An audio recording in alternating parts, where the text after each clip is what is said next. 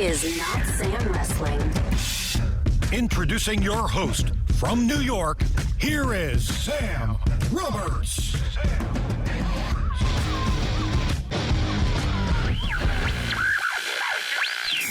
Obviously, the story of the fan made good is one that's always near and dear to my heart in the world of professional wrestling. So with that said, I feel like it's been too long that we haven't done this already. It's a long time coming. Let's welcome Josiah Williams from Wrestle and Flow from NXT to Notsam Wrestling. What's going on, man? Dude, you're absolutely right. It's been way too long, way too long, but worth the wait. I'm doing all right. How about you? I'm good. I'm excited. I feel like there's always like kind of just a good energy and excitement around you. I feel like you really do. I think way better than me, for example. I get people upset. You properly exemplify what people are supposed to feel when they see somebody who's a fan and somebody who's working from a place of passion for this thing end up, at one of the highest levels. I feel like that is the feeling that you're able to give to people. Is that something you're doing intentionally, or you just feel like it's just your natural way of being? Absolutely intentional. Thanks, man. I do appreciate it. I think just like anything else, a lot of the stuff can be incredibly stressful. A lot of this stuff can kind of come across as a burden or too much. But I'm like, man, we're having so much fun and we have the ability to have fun. So let's, while we're doing that, present that to other people. I try to do that in every aspect of my life. So I hope I can continue doing that in the world of professional wrestling at some capacity. Have you gotten to a place where you feel like, yep, this is the right spot for me? Or is it still like, oh my God, they're going to figure out that they gave me this job? Like, this is insane that I'm here. Because I'll tell you, I don't ask you to be negative about you. I ask you because coming from my perspective, like, I don't do anything for WWE without this voice in my head going like, they're going to figure out that they're just letting you do this. There's no reason for you to be here. It's like, today's the day. This is the day. Yeah, this is it. Like, it's over. I hope you enjoyed it. Right. No, I feel like that all the time, man, especially, going to NXT each week and seeing the people just working hard in every part of their day. I'm like, am I supposed to be here? Is this the right, is this the right time? Yeah. And I think for me too, it's like, I have that kind of evolving role of some days I'm, creating a rap video for Twitter. Some days I'm announcing, like, there's so many things that happen that I'm like, I don't know if I'm really even good at one thing yet. So Right. Hopefully my average skills and everything else doesn't, be my detriment. Yeah. If I can do everything at like a 6 to a 6.5, that's still impressive because it's so many things, right? But we're coasting through. We're getting there. Well, I feel like, so let's go back to the beginning, right? Because I think for a lot of people that just watch NXT, for example, you just popped up one day at TakeOver rapping Adam Cole down the aisle. Like, people were like, I don't know who this is. He's super good at rapping Adam Cole down the aisle, though. Like, right. That was what I was happy about, right? When I saw you do that, it didn't feel out of place. It didn't feel like somebody won a contest, for example. It felt like somebody whose skill set was at a certain level, and it's like, yeah, like, he should be doing this. It was a wild moment, man. I found out like 3 days before that was gonna happen, and I was in one of those modes like, okay, well, I've really wanted this, so I kind of mapped it out ahead of time of, all right, this is what I want to do. Here's where I want to go. It's, of course, it's pressure because never done this at least in the world of professional wrestling. Like, this is a different type of performance and a different type of story to tell. But I went into it with that confidence of, okay, if somebody like Shawn Michaels and somebody like Triple H and Road Dogg, if like half of D-Generation X is telling you, hey, we want you to do this, I better be ready to do this. You know what I'm saying? Yeah, absolutely. Yeah. I was thinking about that too. Did it click in with you at all, especially as a fan, where you're so kind of aware of what these superstars are doing that you're like, forget about this being good for me. this has to be good because this is about to be Adam Cole versus Johnny Gargano at a takeover. This is Adam Cole's entrance. Like, cool. Like, if I do good or I do bad, that's cool. But first and foremost, like, that's Adam Cole. This isn't an opening match. This is the main event, and that's the NXT champion that I need to make his entrance a little bit more special. Which is crazy because this entrance is already very special. Yeah. Like, there are multiple key moments that, you know, make this thing great. And I kind of approached it with the aspect too of, you know, as an announcer, as a personality, you know, it's not about you. You're telling the story of all of the other people. So yes, I've got to get my lyrics right and I've, you know, got to be on beat and all that type of stuff. But my job is to tell people and to remind people that Adam Cole is in this position for a reason and is going to walk away as NXT champion, in my opinion. So yeah, there was a lot going into it, but I think ultimately it was just like, I don't want to make Adam Cole upset. Yeah, right. I totally get it. But so I would imagine then when they did that video on the Performance Center YouTube channel, kind of chronicling the whole thing, and Adam Cole said at the end of it, I felt a little bit cooler walking down the aisle. I was like, that had to be on your end the complete desired reaction. Like, that, what could be better? Yeah, it was awesome. And he's such a cool dude too, to, you know, to be able to say, hey, I want this to be a part of this moment. And I went into it with my ideas. We kind of collaborated. But ultimately he was satisfied. So I'm like, all right, we're good here. That's all I really need. And then you poke your head through the curtain and you're like, does D-Generation X look happy? Okay, cool. All right, we're good. All right, cool. As long as they approve. Yeah, absolutely. No problem. So you start doing this on your own, though, before you get to NXT, before any of this stuff happens. Wrestle and Flow was just something you started doing on your own, right? Just for YouTube, just as a creative outlet? Exactly. So I, you know, on my own, making hip hop music and Christian hip hop music, I got to this point where in between projects, I always wanted to do something that was different than trying to, you know, make music for Spotify or whatever. I wanted to have a new outlet and something in between each piece of work. So Wrestle and Flow was an idea that I thought of like 4 or 5 years ago. I just never really did anything with it. So initially it was going to be like, all right, I'll drop 5 tracks at a time, mixtape style, you know, something like that. And just turned into more so music videos weekly. But after those first couple, I then realized, okay, this is cool, it works. But now I have to like really do this. People are actually expecting content now. But yeah, it was just a random thing that I wanted to do to refresh, and it turned into something way bigger than that. I would also have to imagine that you first put out like the first one and it's really just for you and this will be fun and it's creative and we'll see if this works. But really quickly it started to get attention, not only from fans, but from the people that you're rapping about, from the people that you're performing over their song. So now I would imagine that, okay, like, you know, the Undisputed Era watched that first video. So when you're going to put out, say, the Finn Balor remix or something, is there something in your head that's like, okay, this isn't just for me anymore, because if Finn Balor stumbles upon it now, that's all of a sudden a possibility, which because it's not before. I would think that when you're making that first one, it's not even, you're not making it thinking, oh yeah, and then Bobby Fish and Kyle O'Reilly and Adam Cole are going to watch this, and I wonder what they'll think about it. Like, you're just doing it. But now you have this existence where you're like, I do have to be conscious of the fact that Finn Balor might watch this, and I hope he likes it too, right? Yeah. It's weird because it goes from that just fun YouTube hobby to, wait, I have to piece together content.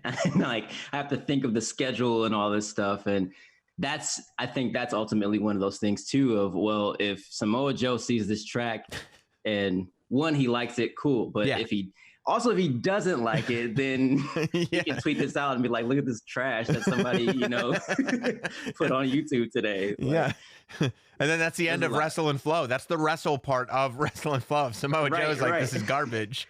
There's no recovery from that. No. Like, you just got to quit. Well, I'm glad that didn't happen then. Of course. So did you, when it started to get kind of attention and you realized people in WWE are watching and stuff like that, was there a thought of, I wonder if I could angle this into cooperating with them or doing stuff with them, or maybe I can make music for them? Or was it just, man, I didn't expect this kind of attention to come this quick. Let's just see where it goes. Yeah, definitely did not expect it at Right. all.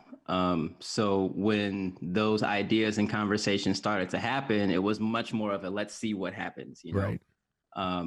I think originally the idea when they reached out the first time, it was, hey, we like what you're doing. We'd love to, give you some shirts to wear in your videos. Like if you're promoting the stuff, you might as well wear the official, WWE shop merchandise. And I always tell people it's cool that never even happened. I never got any free merchandise or whatever, which would have been great. You're still waiting on the shirts. Right. Still waiting on those. But it turned into more of a, well, what are your interests and what would you actually want to do? Which I think even to this day, I'm still trying to figure out. But yeah, it opened the door for a really cool series of conversations that I didn't expect at all. And that was never my intention really with it either. Of I just want to make remixes because I'm bored and want to get myself ready for the next album. You know what I mean? Right. Yeah. And I feel like you're kind of still in between projects now. Like you're still in that space where you're like, okay, so God forbid this were to all end. You're like, all right, I guess I'll put out that album I was planning on putting out. Right. So what was the conversation? Like at what point, because your position with WWE, I feel like is so uniquely you that it's not like you're following footprints that were put there by somebody else. So what talk me through what those conversations were and what you're thinking of was in terms of what am I going to do here? Like what's my job going to be? Right. Ultimately, I knew that my target was backstage interviewers somehow. Okay. Caleb Braxton's cool. I'm like, let me be like Caleb Braxton or whatever. Yeah, I get that too. Some of us too, like we look in the mirror at some point and we go, I guess wrestling isn't in the DNA. What else can I do? Right. That is clearly not a path for me. Right. I do remember getting a haircut one time. One of the funniest stories oh my goodness. I was getting a haircut and the guy knew that I worked for WWE and he's like, yeah, I'm really proud of you. There's, this is a really big deal for you being the cruiserweight champion right now. So congratulations. And I was like, what? What? Do you think I'm not him, man. I'm sorry about that. Yeah. No, so it happened really quick, like you said. So I posted the Undisputed Era video on a, Friday, and it was either that day or the next day that WWE reached out. So it all happened so quickly. And in the beginning, it was just, let's see where this goes. But I think ultimately I looked at someone like Kathy Kelly at the time who really made her role her own. It's like, I'm not one specific thing. I have a lot that I can do. And I said, well, if she kind of figured out a few different ways to make herself different and stand out, how can I incorporate myself while also focusing on hip hop, while also focusing on announcing? And yeah, so I went to a Raw in Chicago at the Allstate Arena and just interviewed a few people. I didn't know what I was doing, and it was really bad. Like it was horrible. It was horrible. I pray that no one has that footage. What was horrible about it? Because I love the horrible stories because we've all been there. I mean, I've had horrible stories that everybody has seen. So, oh man. So we went into it with, hey, my idea was that I wanted to do some sit down interviews, like 4 to 5 minutes each. Just kind of spur the moment questions, filling it out. But I had a plan. I had an outline. I had these people that I wanted to work with. Right. And the guy who ended up being my supervisor and who was like my person through the midst of all this, he actually had a car accident and he wasn't there. And this is like the 3 days before. So all of those plans are now out the window. Hey, I'm not going to be there. We're just going to put you in the hands of this other guy and we'll see where it goes. So my first interview, I don't remember who exactly it was, but I asked them how they were doing. 3 times. Like, hey, what's up, man? How you doing? I'm good. Yeah, great. So how you feeling right now? Like, it was so bad. You know what that is? That's when like you think you're gonna catch the energy on that first question, and just for some reason in you didn't catch the energy that you needed to get you to the second question. So you just keep going back to the well to try to catch that energy again, and it becomes the most awkward thing. It was horrible. I'm like, I really, when they announced the bump, last year or 2 years ago, and they started doing those, hey, here's Caleb Braxton's first interview, here's so-and-so's first audition. I'm like, please. Oh no. Let the memory card have failed that day.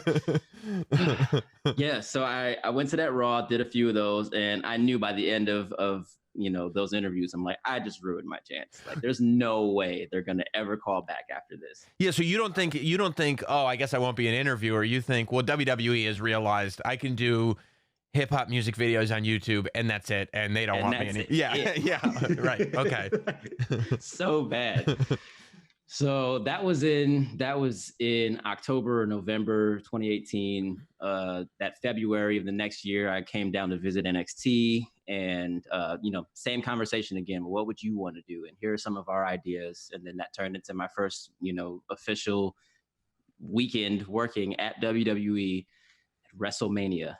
And I'm like, that works. This is way too much. And then is that where they're like, we're going to just bring you in and kind of, you'll be a content creator and we'll figure this out as we go. But we know we're basically hiring your potential. Like, you have the potential to do all these things and we want you here so we can build that out.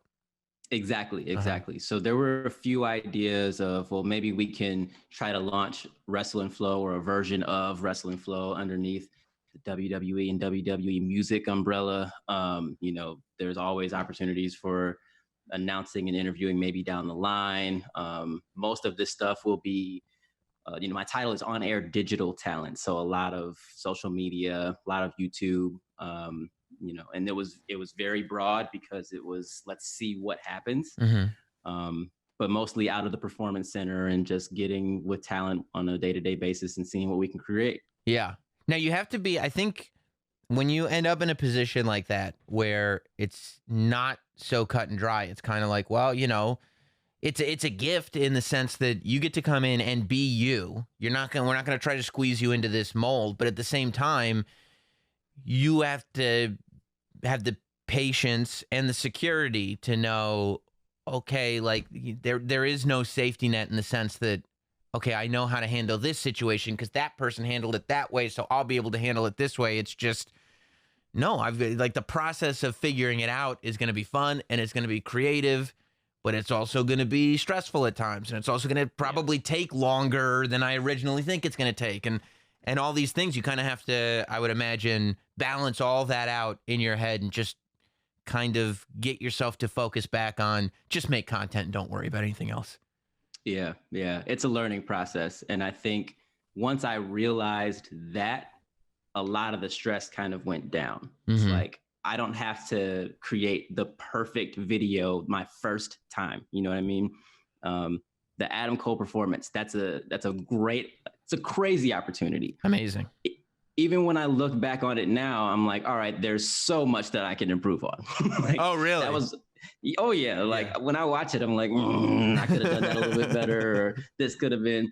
But, same time, I was 2 or 3 months into the job. So of course I have the base understanding of, all right, they expect this to go well, but I knew that there would be another chance at least some point down the line for this to get better and to improve.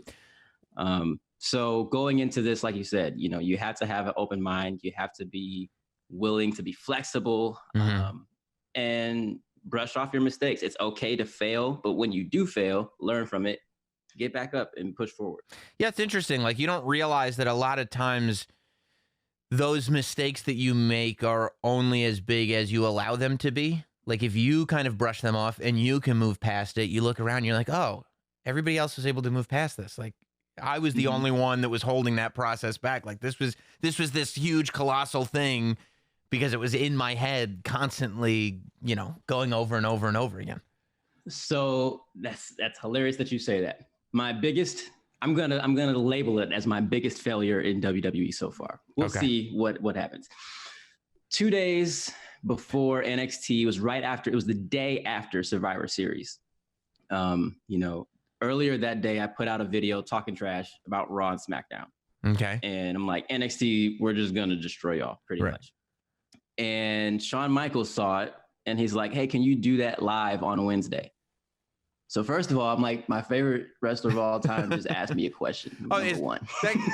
You mean the Michael Jordan of professional wrestling just requested that I use my talent at something in this industry? Yeah, I would say yes. Right. Yeah. It's like, that's wild, right? Yeah.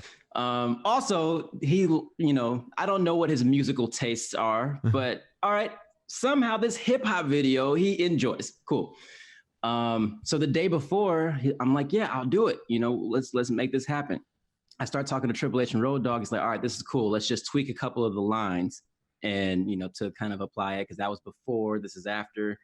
So we ended up rewriting the whole thing. Now, it's only 8 bars. It's a very quick track, and then it goes into a chorus, recognize worldwide, we are NXT. Very easy.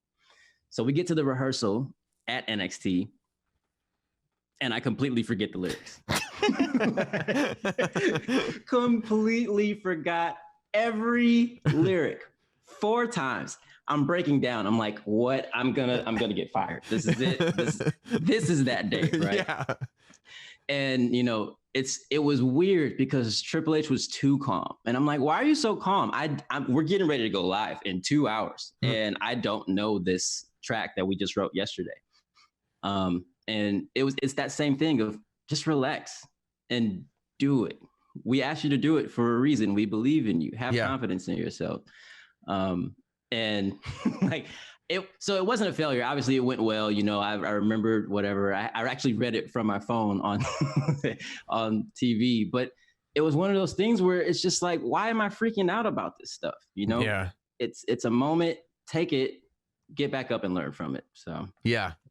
And also kind of embrace it, like be able to go back and tell the story here and like have fun with the idea that like, of course it went well in the end, but like I've been in that position where I don't think it's going to go very well. Right. You know what I mean? And you can kind of be on both sides of it. What's the feeling like early on? Like, I guess you could go back to TakeOver. That's probably the first time you got that feeling, but that feeling of, as a fan, walking in to an arena, knowing that you have a role on the show, like you walking into an NXT arena, looking around, seeing the screen and the ring set up and the chairs are being set up, and you're like, I'm part of this. The first time, so it happens each time, like that. Yeah. That Raw visit in Chicago, like each time after that, it was just like, wow, this is weird. I think the most impactful one was at Hall of Fame, and I'm just getting, little clips that I can use on the WWE PC Instagram. But I remember as I'm like zooming in, a slight zoom on DX accepting, and giving their speech, and I'm like, I had to stop and just look around, like, I'm really here. I'm getting goosebumps thinking about it. Like, this is really weird. And you take it all in, you see all the people there, and that was the first time that I'm walking past people who are recognizing me from YouTube videos and stuff. Like it's surreal. It's not typical. It's not usual. Even today, I'm still not used to that. Mm-hmm.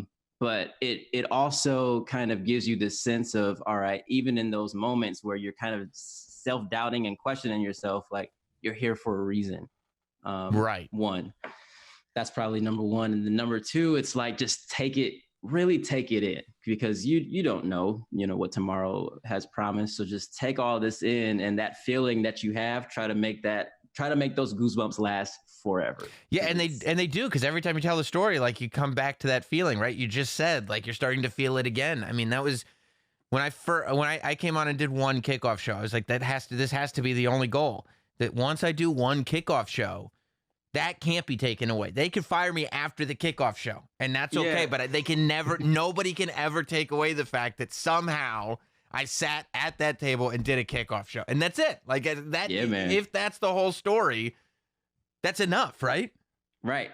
It's like I've lived the moment. I've had that moment. Of course, and even the most humble person in the world will be selfish, at least at some point, and say, I would love to do that again. Yeah. Can I have these moments always? Like, can I just have these moments? But there's that one that's just like, all right, I've got this. I've got this. So I'm assuming, did you grow up a WWE fan? Kind of. So I had a mom who was very protective.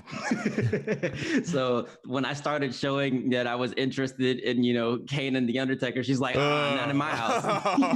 you are out of your mind. Yeah. I mean, that's when it was like, that's when it was right on. Like, no, we're not dancing around this. We're putting it right in your face. Yeah. Yeah. My parents said when I was growing up and I was watching the same era, I remember my parents having a conversation with me and going, you realize the only reason that you're allowed to watch this now is because you've been watching it since you were such a little kid that, like, we can't just all of a sudden have you stop watching it. Like, that would be too crazy. But if you just started watching WWE today, no way. No way. Yeah, I remember early on, like, I had cousins who would play the games and obviously reference The Rock and Stone Cold. So I knew who everyone was. I knew everything about them. But I just wasn't able to watch at home. And I think that kind of transition where mom realized that I wasn't going to go crazy watching this stuff. Middle school for me, which was the ruthless aggression era. So, John Cena, JBL, Rey Mysterio, like right after The Rock and Stone Cold. So I kind of grew up really intrigued with that era. And then I think a couple of years that followed it, of Randy Orton, Legacy, Drew McIntyre. That was all me. Yeah. Yeah. Who was your guy in the ruthless aggression era? Like, who was your dude? Actually, I was just talking to my sister about this. I remember the night that we found out that Eddie Guerrero was no longer with us. Yeah. That was my guy. That I don't know why I latched on to Eddie, but Eddie was my guy. And, I'm young. I still have a bedtime. I still have a mom who's like, hey, get ready for school tomorrow. What do you think this is? Right. I remember running upstairs, crying, couldn't sleep. I pulled out a white tee and just wrote R.I.P. Eddie on the shirt in, horrible handwriting Sharpie, and just went to school with this ridiculous t-shirt on that I could have spent more time on, but that was my guy, man. I there was something about his character. There was something about how easy he made everything look in the ring. He was one of my guys. And then Batista, I always felt like just had this really cool personality, this really cool look of, he can come out, stand there, bounce around a little bit, and the entire arena is losing their mind. Yeah. Yeah, there were a few of those guys. Yeah, just that natural charisma. Yeah, I mean, Eddie, I've been on kind of a kick lately, just watching some of his stuff, and especially the cruiserweight WCW stuff, before it was acknowledged that this is a world championship, right? This is a main event guy. Yeah. That it's so far ahead of its time. He was so good for so long, and it's thank God that people caught up to it before it was too late. Thank God he did have that run where it's there is this acknowledgement of how amazing he is. I mean, I feel like the if you were not a fan of the JBL Eddie Guerrero rivalry, I don't even know if you watch wrestling. I don't know what we would talk about if you sit there and be like, yeah, that was lame. I'm I don't think we have anything else left to discuss. Yeah. It's funny because for me, I kind of do that same thing, but with the Eddie kind of Ray, and a lot of people, don't like that rivalry for some reason. Oh, it's great. I love it. You mean the paternity Dominic rivalry? Yeah, it's great. It's awesome. They're like, well, how can you watch that? And I'm like, well, a lot of people have to understand, for me too, I grew up in theater. That's my whole world, from age 4, I think. So I'm like, this is this is storytelling. Yes. This is like, what do you mean? This is hilarious. This is great. I love this. Yeah. Yeah. And then, and it tells you something about the skill level of the performers, where it's like, yes, on paper, the story is that the custody of this man's child is being put on a piece of paper and it's going to be up on a ladder. And both men have agreed. The man who raised the child, unknowingly realizing his opponent actually fathered the child. Both of these two men have agreed that whomever can attain the paperwork first will be given full custody of that child. On paper, yeah, you're like, why would anybody watch this? But the talent level of Rey Mysterio and Eddie Guerrero, and let's be honest, Lil Dominic was on point for that whole story as well. Dominic's been a performer from the beginning, because that ladder match, like, you believed, like, you were invested in it. It wasn't even like, we can laugh about it on paper because the story is so ridiculous, but when you watch the match, you were invested. Like, it wasn't a goof match. It was like, yes, these two men are fighting for a child right now. This is real. Tears flowing and everything. Yeah. Yeah. Lil Dominic could have been a Netflix kid at that point. Like, if Netflix was around, he would have been on every movie. You see Lil Dominic in the front row just watching this match, trying to figure out who his father is going to be. It's just like, it's incredible. He doesn't understand what's going on because all he knows is Ray. And he keeps hearing this stuff about Eddie. Like, it's... Yep. Yeah. Yeah. I mean, so you've always been kind of a story guy as far as wrestling goes. Yeah. That was really all it was for me, of like, how do you... I use Randy Orton as an example of, you know, Randy Orton in 2002 is very different than what you see today. Mm-hmm. And when people ask me why, you know, even before I came here, why are you still watching this stuff? It's like, because those characters that I fell in love with and that I've been tracking for years are continuing to evolve. And yes, you know, you think from a general standpoint, it's just them in a ring every week. But no, for us, it's like, this guy is doing something completely different. I've yet to see him face this person yet. You know? Right. Yeah. Yeah. That's been my favorite thing lately, is like in my head, and then going through the network and, like, you know, starting to write notes and everything and figuring out the evolution of these characters. Like, when you think about it, there's like a handful of guys that have characters that span years and years and years, and it is all the same character. Shawn Michaels was the one that actually first presented that idea to me as a concept. It was like, I mean, it was years ago. I was interviewing him, and he goes, like, I was talking about, it was before he would return for the, you know, that one tag match that I think doesn't count anyway. But no, that's not. That doesn't count. That's like saying Mick Foley's like TNA stuff counts. Like, no, it doesn't. No, and Ric Flair's TNA stuff. Like, Ric Flair retired at WrestleMania 24, and he retired at WrestleMania 24. That's it. Shawn retired after the match with The Undertaker, and that's it. That's all I know. Yeah. That's it. But we don't refer to that. Yeah, no, we don't. But I was like, when I was talking to him, it was like, you know, why, you know, would you ever return? AJ Styles wants to fight you, blah, blah, blah. And Shawn, in that interview, was able to break down so succinctly the idea that in his head, this Shawn Michaels character, from the time he was in the Rockers to breaking up with Marty Jannetty to going all the way forward, Heartbreak Kid, Sensational Sherry, you know, moving on and on, getting to the world title, the boyhood dream, into DX, into returning. Like, that's all one character. And he thought that character just had such a perfect out that he wouldn't want to ruin that. And I was like, oh my God, that is one character. Like, that character. I never thought about that. Yeah, that guy, the Rockers that come into WWE in like 1988, 1989, whatever it was.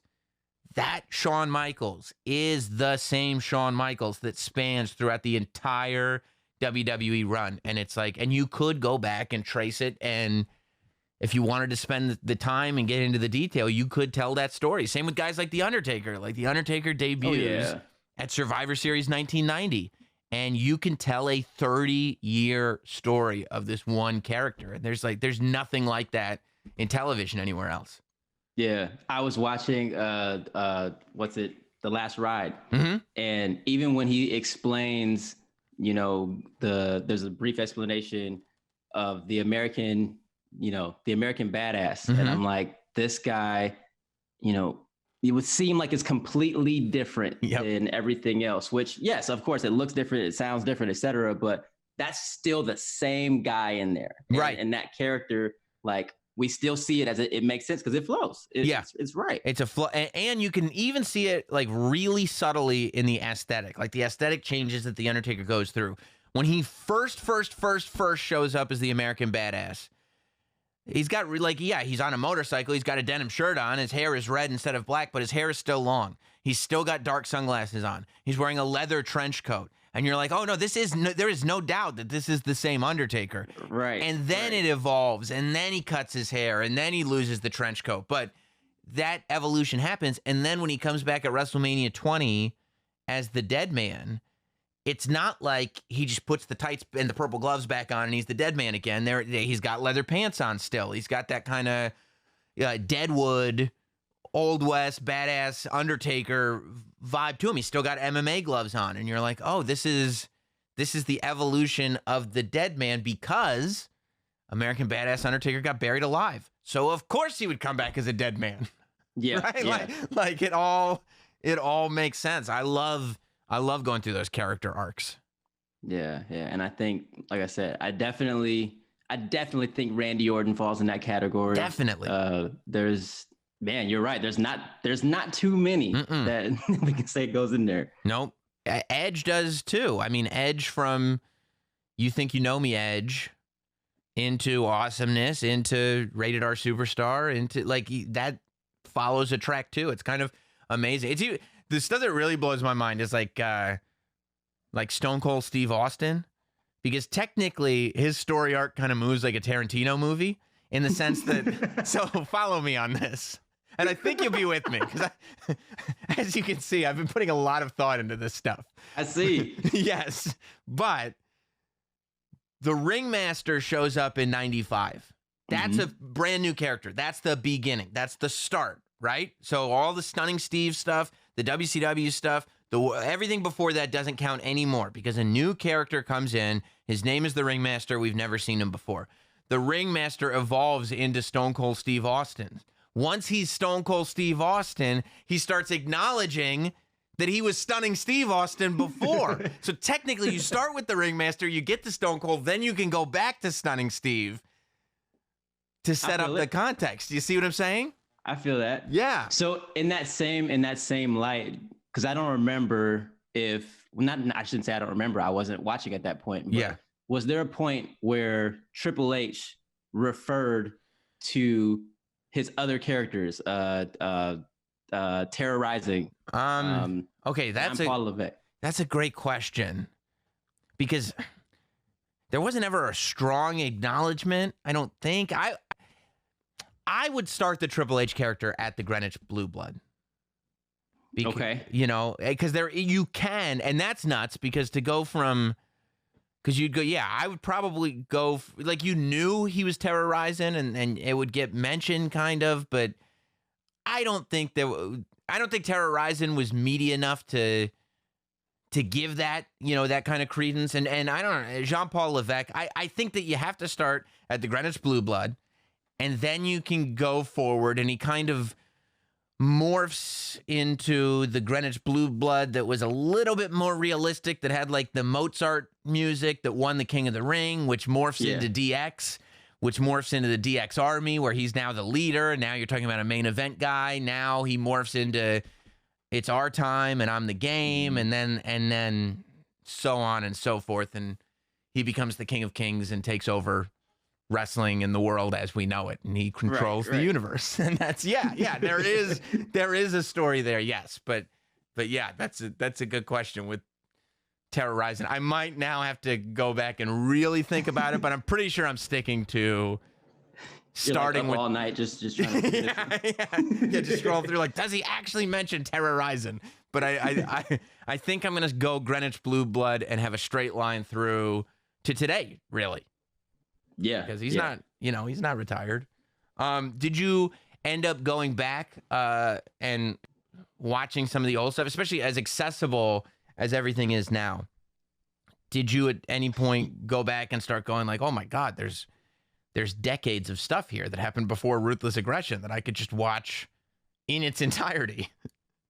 Not a whole lot. I mean, I did realize like after the network, was presented, I'm like, okay, now I have all this opportunity to go back literally decades and see. And for whatever reason, I'm like, well, wait, I also realized I haven't seen NXT from the beginning, like right, from the very, very beginning. So I got caught up in that. Okay. I got caught up. Yeah. I like that. That was like.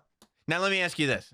When you say you got caught up on NXT from the beginning, do you mean the beginning, like the FCW transition into NXT and Seth Rollins as NXT champion? Or do you mean NXT on Sci-Fi that took the place of ECW, the game show NXT?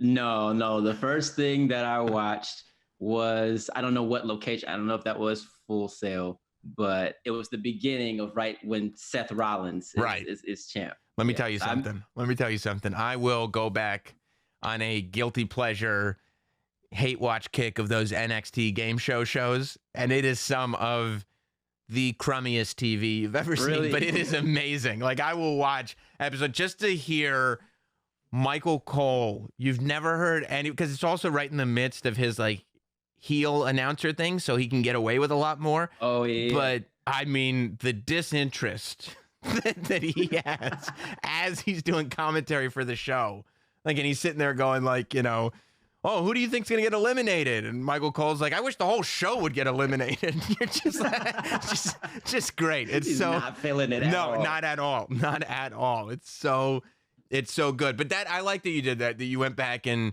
but that, but that doesn't. I mean, we talk about story arcs. I do not think that NXT on Sci-Fi, it shares a name with NXT, but that's all. That's all that it shares with NXT. That's where it ends. That's it. Yeah, that's the end. And then there's a restart and a relaunching. It's like, that's like the sort of Joel Schumacher Batman. And then the NXT that you started with, that's like the Christopher Nolan Batman, where it's like, this is a whole different universe, and this is where we're existing, and also it's a lot better.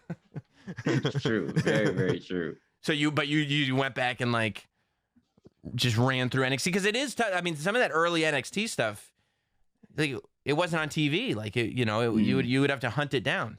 Yeah. So I always thought that was cool. Of I don't remember how long I took, but I would say probably like two seasons, as in like spring and summer worth of there's this whole thing of Big E and the number 5. Like, yes. There's all this stuff. When did Sasha Banks first arrive? Like there was a time where I just went back through all of that. Yeah. And then I got into a lot of the chalkline jackets, and I remember the Eddie and Ray, the Halloween Havoc one. Yes. And I'm like, I'm wearing this jacket, but I've never seen this match. So I think there was also that part of it of like, all right, well, I have to go watch this stuff, Like, if I'm wearing it, I have to watch it. Otherwise, people are going to come up to you and be like, oh, that's one of the greatest match ever. And you're like, yep, dope. Yep. It was great, man. So good. So good. That's what, like, I never want that to happen to me ever. So I'm like, if I'm wearing it, I have to know it. Yeah. Just the fear of the follow-up question. Like, please don't ask specifics. Please don't ask specifics. Right. So, but you did go back and watch it.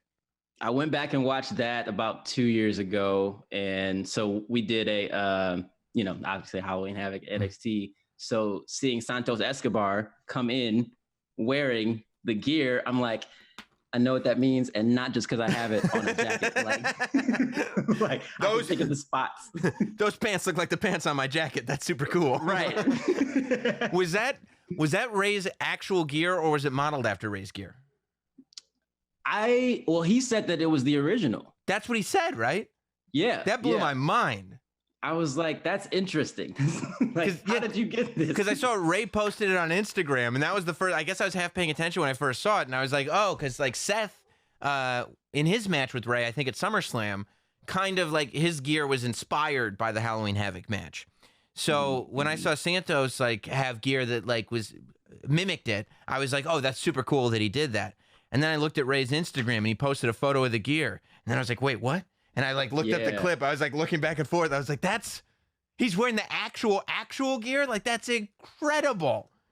which is also interesting because like when I see Santos, I mean, obviously we're not like the same size or anything, but I'm like, was Ray that big at the time? Like, big as in like muscular? Yeah. Like maybe he was. I don't know. Yeah, because you're sitting, maybe just everybody was bigger, so you look smaller by comparison. Like, like I was like talking to X-Pac about that, and he was like, I was like, you were so much smaller than everybody else. He was like, I was like 220. Like, I wasn't that small. It was just everybody was huge. I was like, oh, I didn't realize. Like, yeah, like you probably look a lot bigger by today's standards. Think about that a lot with like the NBA too, of like, okay, so the point guards are still 6'3". Yeah. Right. So Jason Kidd back in the day running around looking like he's little, you meet him in person, you're like, oh yeah, you're a tall adult. Right. Yeah. I wasn't thinking of you in the context of human beings. I was thinking of you in this other make-believe world over here. Oh, you're much bigger than me. Oh, okay. Yeah, I see. Yeah, and yeah, that's like, that's why when you meet a guy like Kane or The Undertaker or The Big Show or those guys, and you're like, oh, yep, that's why all those guys that are bigger than me look like normal people, because you are enormous. You are. I shook Big Show's hand at Hall of Fame, and I'm like, this is scary. Yeah, like, he could crush this in a second. Yeah, and not just saying that because he's a tall guy, a giant. Like, no, his hand like swallowed my hand.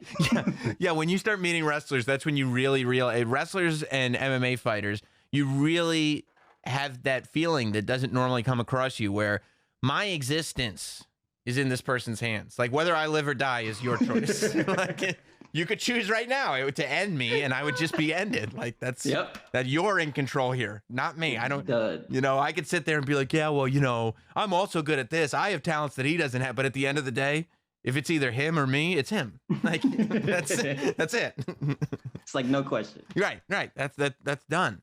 Do you have, other than the TakeOver 25 moment, do you have a moment that's like super surreal or special or something where you were like, wow, I can't believe this is reality?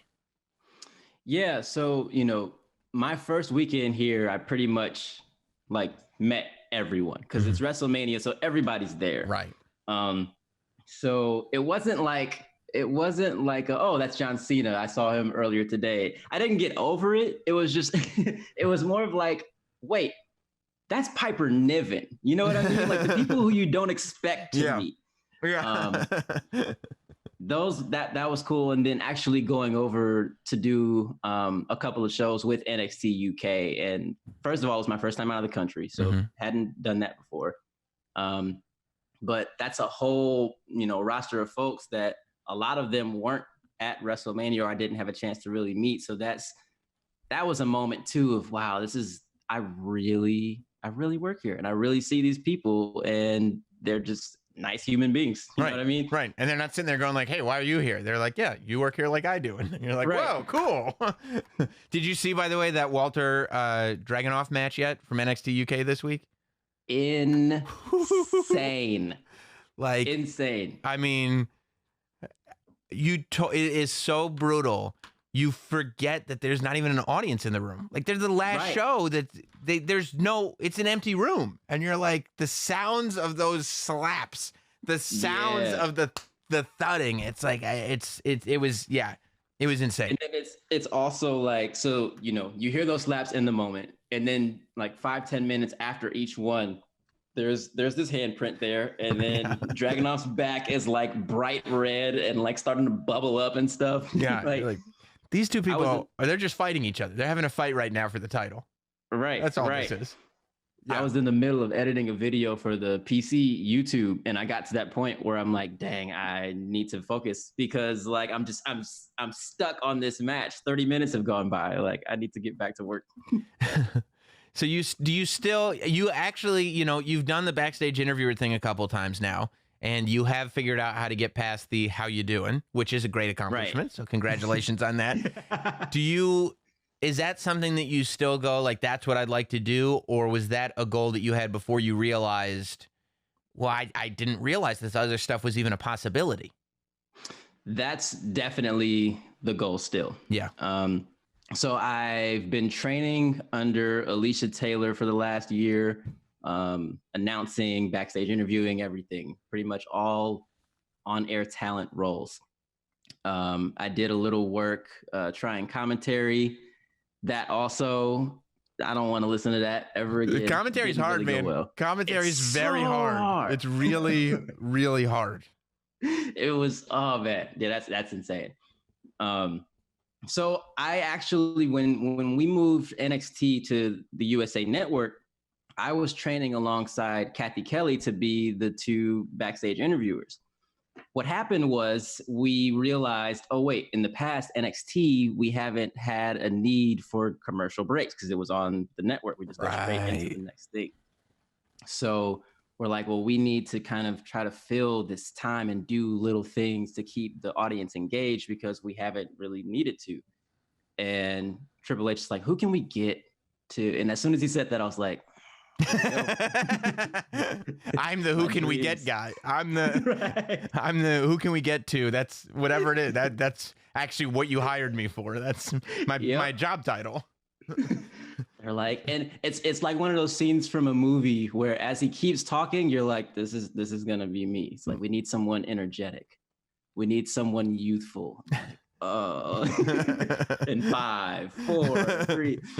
So I stopped kind of doing the backstage interview stuff and really just got to connect with the NXT universe in between commercial breaks at Full Sail, at the NXT arena, just hanging out with them, doing the whole, I didn't want to just be like the t-shirt guy who goes out and I'm like, who wants a free, get these t-shirts. Yeah. Like, I found just a fun way to kind of make them a part of the show and make them realize like, hey, this isn't a time where the show ends. Like in these moments, we're still going and you're still a part of it as well.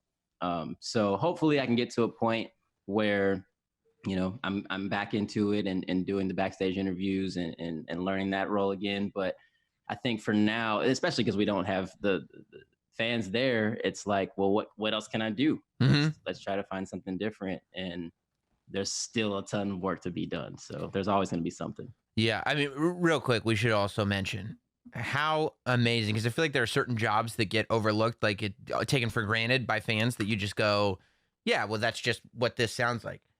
How amazing of a ring announcer is Alicia? Incredible. She's insanely good. It's weird because also like when I met her, she's, just a chill person. Hey, how you doing? Nice to meet you. We're talking about music, whatever. And she turns into an entirely different person. Like, yeah, where did all of this come from? Where did that aggression just pop from? Yes. Yeah. So good at what she does. I think she's amazing. I think she's really incredibly talented. But going back to you and saying like, figuring out what's next, what needs to be done. I just feel like it's such a cool time in WWE right now because you see Pat McAfee. Like, you don't know what anything is going to develop into. Like, I feel more and more WWE used to have this feeling of being very closed off and being this space where it's like, no, we create what we create and that's what we promote and that's it. And I actually think that it started, this is, believe it or not, with Rob Schamberger, the artist, like the watercolor guy. Yeah. Like, he was the first person that I noticed way back when they started using his stuff, because he was like you, like the way you would just kind of do your music because it was a creative outlet. He was just doing paintings because it was a creative outlet. And then all of a sudden it'd be like, oh, Rob is just doing his paintings now at Fan Access. And oh, Rob's art is popping up on WWE.com. And it's like, I know WWE entering that partnership with Rob was like, I think more unprecedented than people realize, because it was them just going to him saying, just keep doing what you're doing and we just want to be a part of it. And he was like, that sounds great. And I feel like that has evolved so much in WWE to the point where people like you come on board and they're just like, no, we like what you do.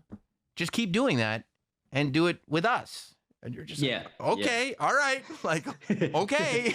If you're gonna do it at home, I mean, you might as well just do it here. Yeah, we got all these cool toys at the PC. Do you want to use these? And you're like, right. Yeah, yes, I will do that. That's way better than anything I would be doing here. Yeah, this is perfect. So yeah, I mean, I think that's the coolest part, that it's not even, I don't know. I think goals are important, but I think having goals that are super rigid and set in stone and being like, this is exactly what I want to do can a lot of times shut you out from all this stuff that you didn't even realize was possible, that you didn't even realize that was on the table. Like you could easily at some point just fall into something and go like, this would have been my goal had I realized this was a thing, but it wasn't a thing until it became a thing, you know? Right. And I think also a big part of it too is, you know, you don't know until you try. So Lillian Garcia is a good example of like, she showed up and they tried to put her on commentary and she tried it. She had never done any commentary before. And they're like, well, what if we try you doing this? She announced once and they were like, that right there, that's going to be the thing. Boom. And I, you know, same thing. I didn't know coming into this that I would be, you know, doing. So one of my jobs before I came to WWE was college basketball. A lot of the same thing, going out during timeouts and, you know, presenting those games that they do, shoot for $1,000 or whatever. Right. Free Buffalo Wild Wings, all that type of stuff. Who wants a t-shirt? Who wants a t-shirt? And, you know, of course, so you have that experience, but I had no idea coming into WWE that they would even need something like that. Right. So that's one. Two, I also feel like, you know, for people like us and people like Rob, who, you know, we have our hobbies, we have our things that help us to get to where we are. If we wrote that down on a resume and just turned it in and said, hey, can we work here? They'd be like, absolutely not. Yeah. So social media, I think, is also a big part of this too, because without that, they wouldn't even know who I am. Period. Yeah. I mean, yeah. Can you imagine if I came to them and was like, hey, I like wrestling a lot, so I want to come on and talk about it. And people have this like thing where I come across like, you know, like a dick. So I'm the last professional, you know. Yeah, could I have a job here? Oh yeah, that sounds great. That sounds right up our alley. Sure, yeah, definitely. Don't let the door hit you. But you just, just who knows how all this stuff works. But I'm glad that it does. And, you know, they say the cream rises to the top. So hopefully that's true, right? I'm hoping so. I tell people all the time, I don't want to be the guy who's like 50 years old and still, you know, covering Xavier Woods theme songs. Like I gotta, I gotta do something else. It would be great too if it was 20 years in the future, but you were still just doing stars from this era. And they're like, what are you doing, man? Like, why are you? Well, no, remember from before? Remember I was? Yeah, we remember, dude. We remember. Nobody Stop rapping about retribution, bro. Yeah, we got it. Yeah, we got it. They're coming. And no, by the way, nobody even uses YouTube anymore. That was 20 years ago. What are you doing? Oh, well, look, man, I'm glad we had the conversation. I'm glad you came on and made the time. Where can people stay in touch with you and find your stuff and do all that good stuff? Yeah. Well, first of all, thank you for even, you know, having me on here. This is really cool. I tell you all the time, like I would love to just pick your brain and talk to you about stuff. So this is the cool time to do it. So I appreciate that. And for everyone who listened, thank you for tuning in. My name is Josiah Williams. You can find me on Instagram, YouTube. Everything is at JDean, DEAN, my middle name, Williams. And then anywhere you can find music, Spotify, Apple Music, it's either Josiah Williams or Wrestle and Flow. Awesome, man. And it's fun to watch the journey because none of us know where it's going next. So let's just strap in. See what happens. I appreciate it, man. Thank you. Thank you, brother.